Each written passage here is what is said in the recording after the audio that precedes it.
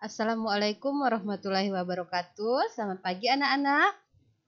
Semoga kalian dalam keadaan sehat dan siap menerima pelajaran di hari ini. Hari ini kita akan membahas tentang interaksi antar negara ASEAN. Tetapi kali ini yang akan kita bahas itu adalah pengertiannya, kemudian faktor pendorong, serta faktor penghambat daripada interaksi antar negara ASEAN itu sendiri. Kalian tentu ingat kan? Indonesia, negara kita itu ada di benua apa? Ayo? Benar. Benar sekali ya, Indonesia ada di benua Asia. Jadi lebih tepatnya di Asia bagian Tenggara. Masih ingat juga kan? Negara-negara yang berada di Asia Tenggara. Negara-negara tersebut tergabung dalam suatu organisasi regional. Ingat apa namanya organisasi tersebut? Ya, namanya adalah ASEAN. ASEAN itu Association of Southeast Asian Nations. Kalian tentu ingat bahwa ada 5 pendiri negara ASEAN. Kemudian termasuk di dalamnya adalah Indonesia.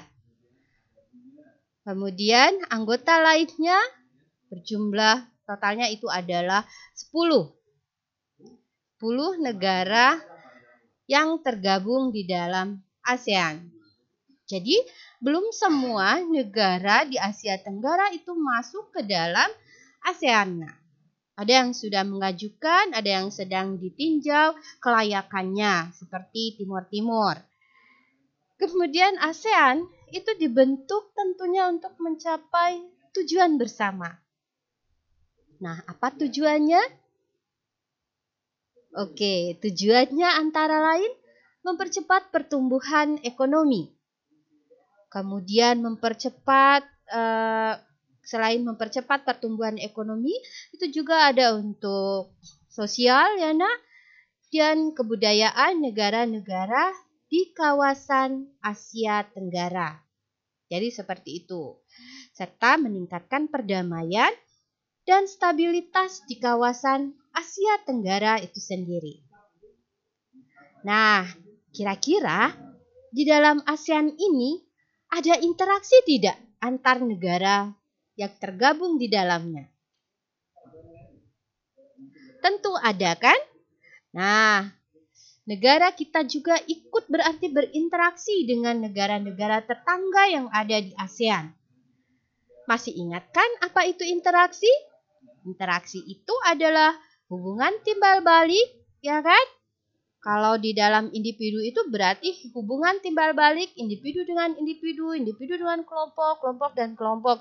Tetapi karena ini antar negara berarti hubungan timbal balik antar negara. Nah, seperti itu. Lalu, apa alasan sehingga ada interaksi antar ruang di negara-negara ASEAN? Ini yang akan kita bahas. Tentunya, sebuah interaksi itu terjadi karena negara-negara tersebut memiliki keunggulan dan kekurangan masing-masing. Dan ini tentu saja ada di antara negara-negara ASEAN itu yang unggul di bidang tertentu, namun dia kurang di bidang yang lainnya. Seperti itu. Salah satu contohnya misalnya ya nak, seperti Singapura. Kemarin kita sudah membahas tentang Singapura. Ketika kita membahas tentang sumber daya alam Singapura, Singapura itu miskin sumber daya alam, tetapi kaya akan sumber daya manusia. Nah, mau tidak mau, di situ bisalah terjadi sebuah interaksi dengan negara lain. Negara lain yang memiliki sumber daya alam tetapi tidak bisa mengolah karena misalnya SDM-nya, kemudian boleh jadi kekurangan teknologinya yang belum memadai sehingga bisa melakukan interaksi dengan Singapura. Jadi seperti itu. Munculnya interaksi terjadi karena setiap negara memiliki keunggulan dan kekurangan masing-masing.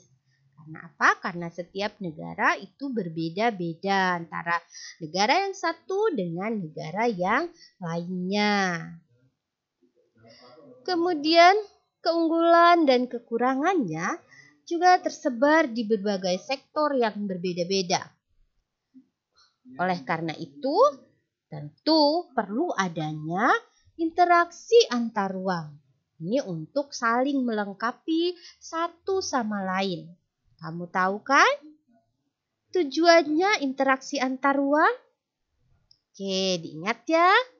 Interaksi antar ruang ini tujuannya untuk memenuhi kebutuhan setiap negara. Dan tentu saja untuk menjalin kerjasama antar negara. Ingat, kerjasama. Nah, apa itu kerjasama? Kalian juga kan biasa bekerja sama. Berarti bekerja bersama-sama untuk mencapai tujuan tertentu. Itulah namanya kerjasama. Ya, nah, kerja bersama, ya kan, bersama-sama untuk mencapai tujuan tertentu. Nah, kalau kerjasama antar negara berarti negara-negara yang saling bekerja bersama-sama untuk mencapai tujuan tertentu. Nah, sekarang Ibu tanya, ingin tahukah kamu apa saja bentuk interaksi di ruang lingkup ASEAN? Oke, kalau ingin tahu kita lanjutkan ya, Nak. Ada ruang lingkup interaksi ekspor dan impor. Ekspor impor ya, Nak. Masih ingat? Apa itu ekspor? Apa itu impor? Nah, tentunya kalian masih ingat. Ekspor itu berarti kegiatan mengirimkan barang dari dalam negeri ke luar negeri. Sementara kalau impor itu kebalikannya. Berarti menerima ya, Nak. Berarti membeli barang dari luar negeri ke dalam negeri. Seperti itu kebalikannya. Kalau berdasarkan subjudul interaksi ekspor dan impor atau ekspor impor, maka ekspor dan impor ini berkaitan dengan bidang apa? Tentunya berkaitan dengan bidang perdagangan. Berarti ini kaitannya dengan ekonomi ya, Nak. Nah, salah satu negara yang sering melakukan interaksi ekspor impor dengan Indonesia itu contohnya adalah Thailand. Kira-kira apa saja interaksi ekspor impor antara Indonesia dan Thailand? Ada yang sudah tahu? Kalau sudah tahu berarti bagus pengetahuannya ya, Nak. Nah, Indonesia itu tercatat pernah melakukan impor beras dan gula dari Thailand. Kenapa, Bu? Kok melakukan impor beras dan gula dari Thailand? Bukankah di Indonesia ada? Benar, Nak. Indonesia melakukan hal tersebut karena produksi beras dan gula pernah mengalami penurunan, sehingga tidak mampu memenuhi kebutuhan masyarakat secara luas. Penurunannya karena apa? Bisa jadi karena gagal panen, ya, Nak. Ada bencana alam, misalnya kemarau panjang, seperti itu. Ya, sehingga tidak mampu memenuhi kebutuhan masyarakat secara luas. Begitu. Di sisi lain, produksi kedua komoditi tersebut cukup berlimpah waktu itu di Thailand, sehingga bisa ekspor ke Indonesia. Jadi terjadilah kegiatan ekspor impor antara Indonesia dan Thailand. Indonesia mengimpor, kemudian Thailand mengekspor ke Indonesia. Seperti itu. Nah, kira-kira pernahkah Indonesia melakukan ekspor impor dengan negara lainnya di ASEAN? Ayo, sudah tahu? Nah, kalau kalian melihat di televisi, sering mendengarkan berita-berita atau membaca di media, mungkin kamu akan tahu bahwa kita pun melakukan kegiatan tersebut. Kegiatan ekspor impor Indonesia dan negara ASEAN, salah satu contohnya Ibu berikan ya, Nak. Misalnya Indonesia ke Singapura. Indonesia mengekspor minyak bumi, Nak, ke Singapura. Kemudian mengekspor gas alam dan timah. Begitu. karena Singapura tidak memiliki sumber daya alam tersebut. Begitu. Jadi kita melakukan kegiatan ekspor ke Singapura, berarti kebalikannya Singapura impor ya nak dari Indonesia itu minyak bumi, gas alam dan timah. Kemudian kegiatan ekspor impor Indonesia Brunei Darussalam. Apa saja? Nah, ini sayur-sayuran. Karena Brunei Darussalam itu kekurangan sayur-sayuran. Jadi kita ekspor ke Brunei Darussalam ya. Kemudian buah-buahan juga. Selain itu, pakaian jadi. Berarti ini ekspor kita. Dan ini pun merupakan impor Brunei Darussalam dari Indonesia ya. Lalu Indonesia ke Filipina. Nah, ekspor apa kita? Ini kita ekspor minyak bumi. Nah, kemudian baja, besi, aluminium, serta gula. Berarti ini adalah impor Filipina dari Indonesia. Paham ya? Nah, sebenarnya banyak lagi lainnya dan setiap negara itu melakukan kegiatan ini nak, kegiatan ekspor dan impor. Jadi silahkan nanti kalian cari kegiatan lainnya atau dengan negara lainnya. Jadi kegiatan ekspor impor dengan negara lainnya. Ini kan Ibu contohkan Indonesia Singapura, Indonesia Brunei, Indonesia Filipina. Nah, kalian cari lagi dengan negara-negara lain di ASEAN. Berikutnya, interaksi yang terjadi adalah interaksi sumber daya manusia. Ingat, berarti interaksi SDM. Nih, kaitannya sama kemampuan manusianya. Selain berkaitan dengan kegiatan ekspor-impor, ternyata interaksi antar ruang juga berkaitan dengan pendistribusian sumber daya manusia. Tahu, masih ingat distribusi apa? Distribusi itu berarti kegiatan menyalurkan. Ya, berarti ini kaitannya menyalurkan sumber daya manusia didistribusikan kemana saja. Jadi disalurkan kemana saja. Nah, tahu maksudnya apa? Oke, bagus kalau sudah tahu. Jadi, tidak hanya barang atau bahan baku yang bisa dikirim ke negara-negara lain, nak. Jadi bukan hanya ekspor, impor barang-barang saja, tetapi ternyata sumber daya manusia juga bisa seperti itu. Jadi dikirimkan ke negara-negara yang membutuhkan. Jadi bentuknya itu berarti pengiriman tenaga kerja, benar sekali. Ya, ada TKI, tenaga kerja Indonesia. Bukan hanya buruh saja, bukan hanya baby sister, bukan hanya seperti itu, tetapi tenaga profesional juga bisa dikirimkan. Jadi distribusi tenaga ahli, misalnya dokter, perawat, misalnya ya nak, itu yang ada namanya transfer teknologi. Nah, ini keliru mengetik perawat, misalnya ya nak, dosen, nah ya tenaga-tenaga profesional. Teknisi seperti itu. Jadi didistribusikan ke berbagai negara. Ini untuk transfer ilmu pengetahuan. Nah, kalian sudah paham kan? Ternyata interaksi antar ruang yang terjadi antar negara itu sangat beragam dan sangat dibutuhkan tentunya. Karena apa? Karena dengan diadakannya distribusi tenaga ahli tersebut, akan ada transfer teknologi dan ilmu supaya merata. Nah, jadi tidak hanya satu negara saja yang memiliki teknologi tersebut, tapi disebarkan ke negara yang lainnya agar negara yang lain juga mengetahui teknologi tersebut.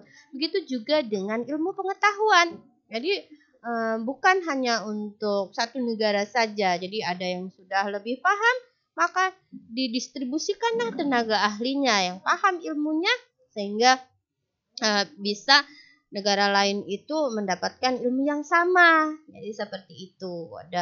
Ada pertukaran, penyaluran ya nak, ada distribusi tenaga ahli namanya. Misalnya ahli bedah plastik, dulu Indonesia belum ada, misalnya kita ambil dari Jerman. Nah, sekarang sudah ada, berarti kita bisa juga didistribusikan tenaga ahlinya tersebut ke negara lain yang memerlukan. Jadi seperti itu. Jadi perlu sekali itu ya nak, interaksi sumber daya manusia ini. Tapi meski demikian, kita tidak boleh terlalu bergantung dengan bantuan dari negara lain ya.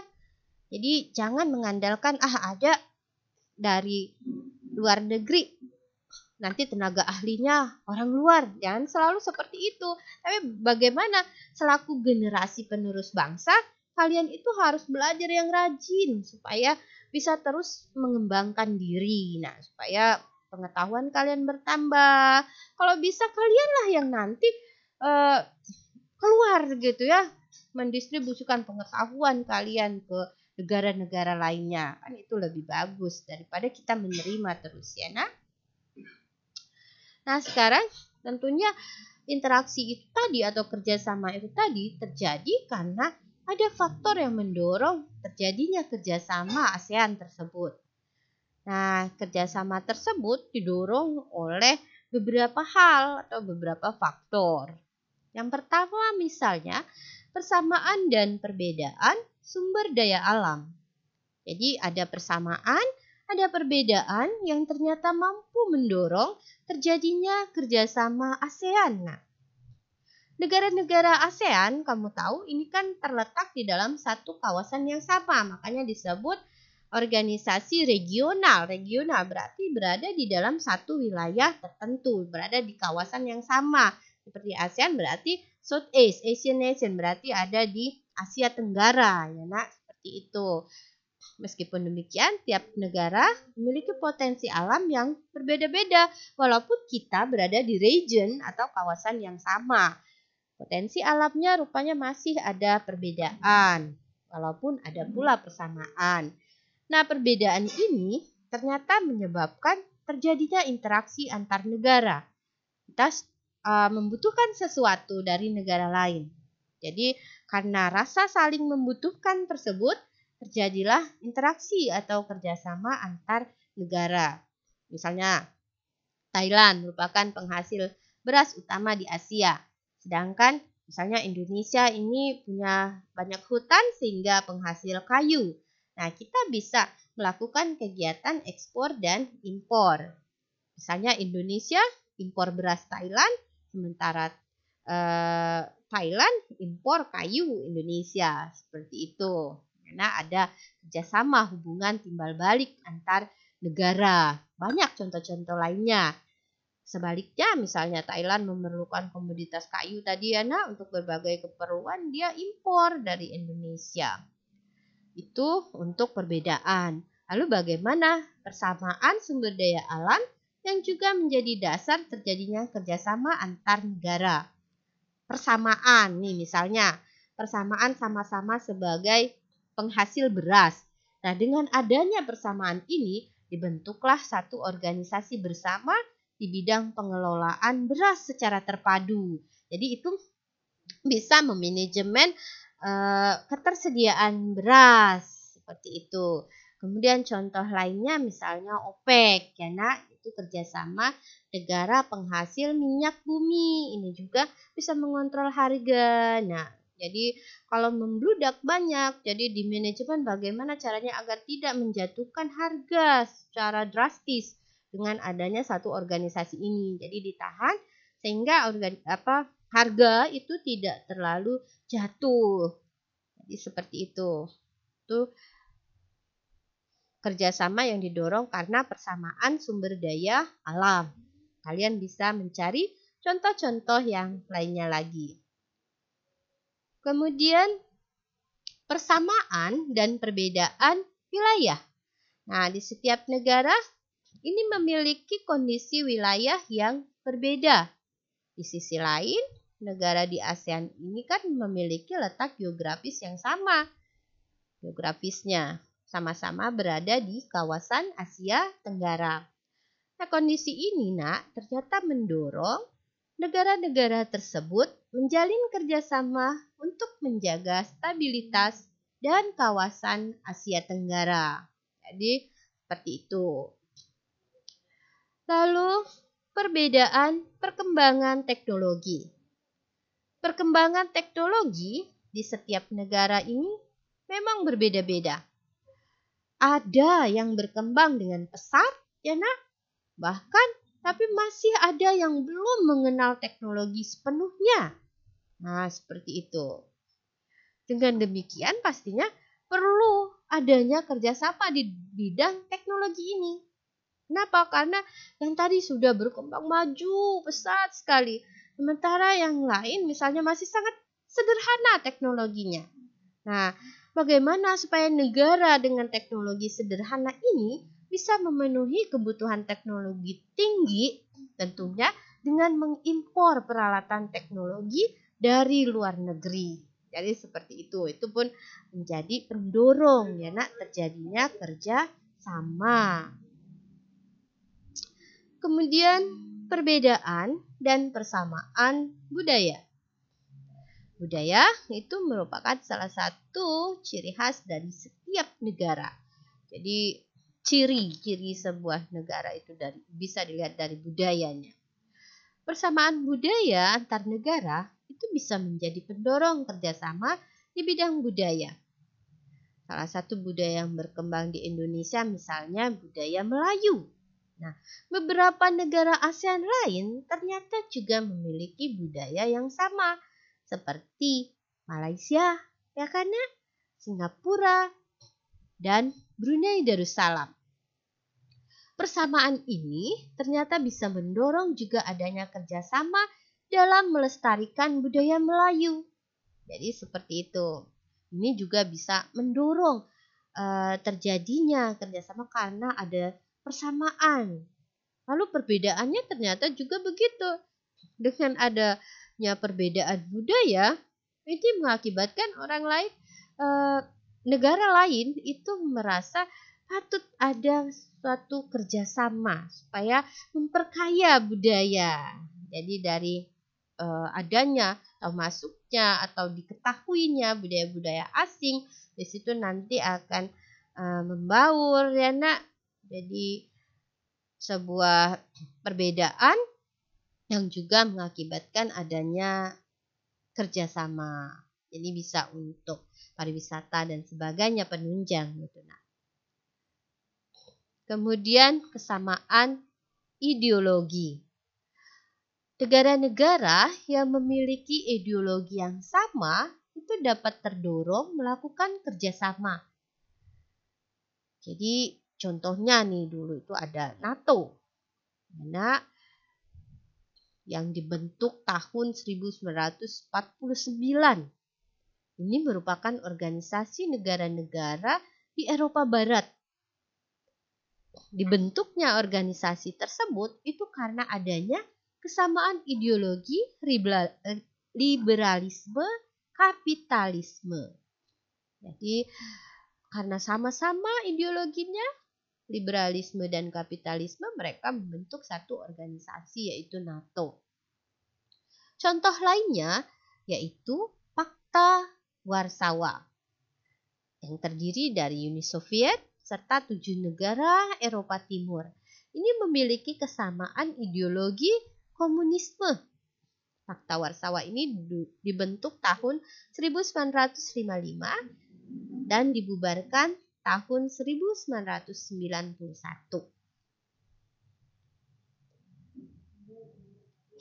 Lalu faktor penghambat kerjasama. Jadi kalau tadi ada faktor pendorong yang mengakibatkan terjadinya kerjasama, nah ternyata ada pula faktor yang menghambat terjadinya kerjasama antar negara-negara di ASEAN itu sendiri. Misalnya bencana, keamanan negara, dan peperangan. Bencana dapat berupa bencana itu karena faktor alam ya nak. Bencana itu bisa pula karena faktor alam maupun faktor manusia. Bencana alam yang disebabkan karena proses alam ini seperti gempa dan gunung meletus. Banjir juga bisa. Adapun bencana karena faktor manusia itu seperti kerusuhan dan peperangan. Nah, kondisi negara yang kurang aman dan tidak stabil tentu membuat negara lain enggan bekerja sama. Seperti dalam perdagangan misalnya. Kalau sedang ada kerusuhan, peperangan, tentu mereka tidak mau melakukan kegiatan perdagangan di negara tersebut. Kenapa? Karena mereka tidak mau barangnya hilang atau barangnya dijara ya nak, atau diambil tanpa dibayar seperti itu. Oleh sebab itu, kegiatan kerjasama antar negara bisa terhambat karena kondisi tersebut. Ketika terjadi perang, ketika terjadi kerusuhan, nah itu akan menghambat terjadinya kerjasama. Misalnya pada Perang Dunia II, negara-negara yang tergabung dalam sekutu itu tidak akan bekerja sama dengan Jerman. Jadi seperti itu. Kalau ada bencana juga demikian. Jadi kegiatan perdagangan itu akan terhambat. Yang dibutuhkan oleh orang-orang yang tertimpa bencana adalah bantuan secara gratis ya, bukanlah membeli. Kemudian kebijakan pemerintah. Kebijakan pemerintah ternyata bisa juga menghambat terjadinya kerjasama antar negara. Kenapa? Karena kebijakan pemerintah suatu negara itu bisa menutup diri, misalnya begini, menghambat hubungan tertentu ya. Nah, kebijakan pemerintah suatu negara itu menghambat kerjasama dengan negara lain. Salah satu contohnya itu kebijakan yang menutup diri, isolasi gitu ya, nah yang dilakukan oleh pemerintah. Seperti misalnya sedang ada wabah corona seperti sekarang, nah ada isolasi, pembatasan misalnya ya nak, sehingga tidak dilakukan kerjasama dahulu antar negara. Penerbangan pun dibatasi misalnya. Dari Indonesia misalnya dilarang untuk terbang ke negara-negara yang aman dari virus seperti itu. Jadi ada kebijakan-kebijakan pemerintah yang bisa menjadi penghambat kerjasama antar negara. Kalau dulu itu isolasi yang dilakukan pemerintah Korea Utara. Kalau sekarang kamu lihat sendiri ketika pandemi COVID-19 ya nak. Jadi ada banyak negara-negara yang melakukan pembatasan, larang masuknya warga negara asing ke negaranya.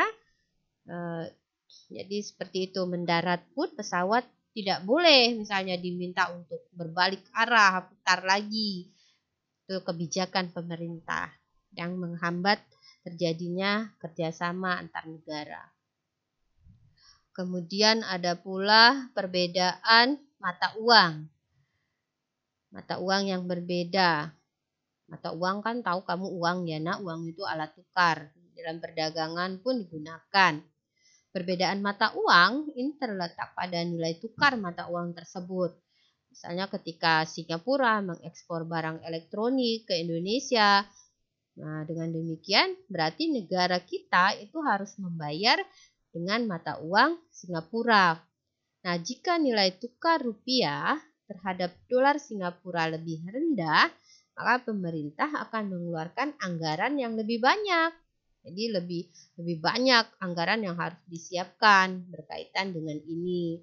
Maka perlulah kestabilan kurs mata uang asing. Jika kurs mata uang asing di negara-negara ASEAN tidak stabil, ini pun ternyata bisa menghambat kerjasama antar negara. Jadi seperti itu. Nah, demikianlah nak pembelajaran hari ini. Jadi kamu sudah mengetahui tentang pengertian interaksi itu sendiri, Kemudian kalian pula telah mengetahui faktor yang mempengaruhi atau faktor yang mendorong serta menghambat terjadinya kerjasama antar negara. Jadi, satu hal yang harus kalian ingat itu adalah walaupun kerjasama itu dibutuhkan, namun bagaimana caranya supaya kita bisa menekan ketergantungan terhadap negara lain.